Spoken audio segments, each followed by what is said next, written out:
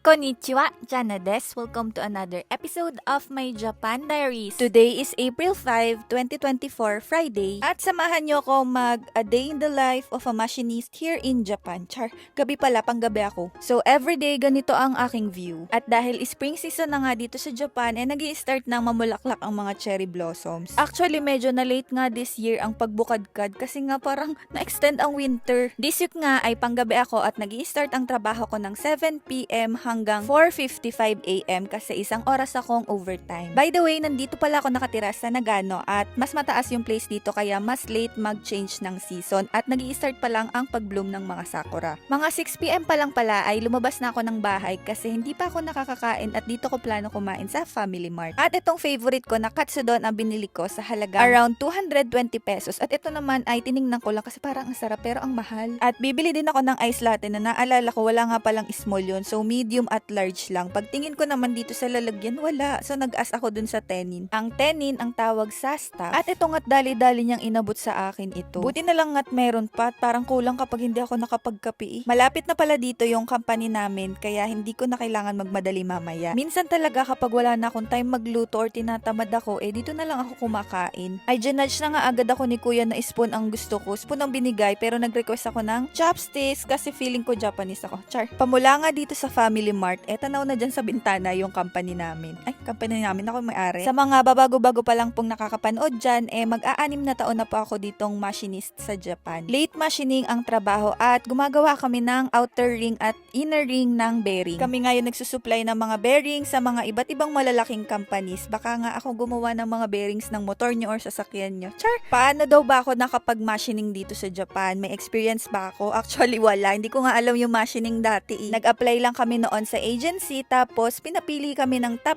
3 na skills na gusto namin. Ang una ko talagang gusto ay painting kaso bawal pala yun sa babae, pang lalaki lang usually. At kung magkaroon man ng demand sa babae na painter, napakababa kaya dun ako sa medyo mas mataas ang chance. Ang patok na patok noon nung 2018 dun sa pinasukan ko ay electronics para sa mga babae. At saka packaging. Ay ayoko ganun kung ano yung uso ay makikiuso ako. Tapos narinig ko yung machining ay parang ang cool pakinggan. So ayun, di machining ang inilagay kong number 1 na skill na gusto ko. Number 2 ko nilagay ay electronics para mas malaki yung chance. Tapos yung pangatlo naman sabi ko kahit ano. And then it's up to the agency na kung saan ka makukuha and nakuha naman ako sa machining. Di ko din alam kung bakit talaga. Siguro kasi mukha akong pangbardagulan yung katawan ko. Kahit kasi walang experience ay pwede kang makapasok dun sa skills na gusto mo. Kasi inaaral pa yon sa Pilipinas. Kailangan nyo mag-training, mag-aral, mag-take ng NC2 noon sa amin sa machining. Basta't maipasa yung exam at saka yung Nihongo exam, di goods ka. Swertihan na lang talaga kung saan company ka mapupunta kasi merong mga company na ang mga makina ay CNC or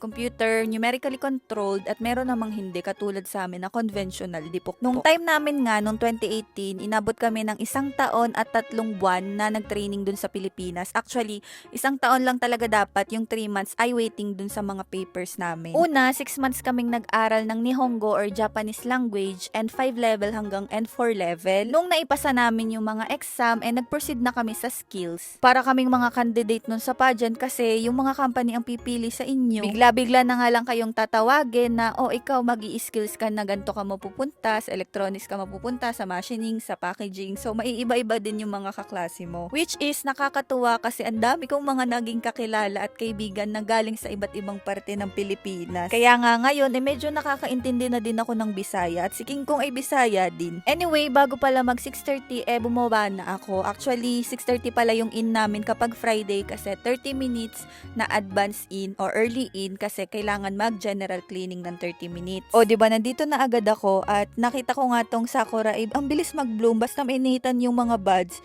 maya-maya magbo-bloom na. Pero kasi madaming iba't ibang variant ng sakura, kaya ito yung medyo nauuna-una. Dito naman yung parking ng aking BMW. Char. Every week nga kaming shifting, kaya kapag ganitong galing kami sa panggabi, next week naman pang umaga kami, ang ikli lang ng weekend namin. Pero syempre, the next week naman ay baligtad. Mahaba naman galing pang umaga tapos pang gabi pa sa Lunes. At dito sa Japan, alam nyo ba, isa sa mga rason kung bakit talaga napaka-safe, hindi sila nagkukulang sa mga safety signs. Nakaka-amaze kasi kapag medyo talagang lumalabo na, makikita mo na lang kinabukasan, malinaw na ulit or bago na ulit. Hindi lang dito sa company namin, in general as Japan. Tapos biglang may mga cute na bato na may muka, ganyan. Sobrang galing nilang mag-maintain kahit yung mga pintura sa mga highway, hindi yan nagfe-fade, laging mga bago yan. Especially kapag may mga construction sa mga daan, hindi nagkukulang sa mga safety signs, mga safety na mga pailaw para walang maaksidente. Simpleng mga bagay na nakakahanga kasi hanggang ngayon kahit anong mangyari talagang na-maintain nila. Sana sa Pilipinas din. Pagpasok ko nga, ikinuha ko agad sa locker yung mga kulang kong mga abubot. Kailangan kasi kumpleto ang uniform kasi para na din sa safety. Kailangan namin ng pliers, andyan megane or yung glasses, earplugs at yung inner cap. Nagtrabaho na nga ako niyan pamula 6:30 hanggang 9 p.m. at ang unang break time namin ay pamula 9 hanggang 9:40. Since kumakain naman na ako bago pumasok, hindi na ako nakain pagdating ng alas 9. Nagpapahinga lang ako at nagkakape. Pumupunta nga ako sa may bandang taas na Kyokai Shitsu or break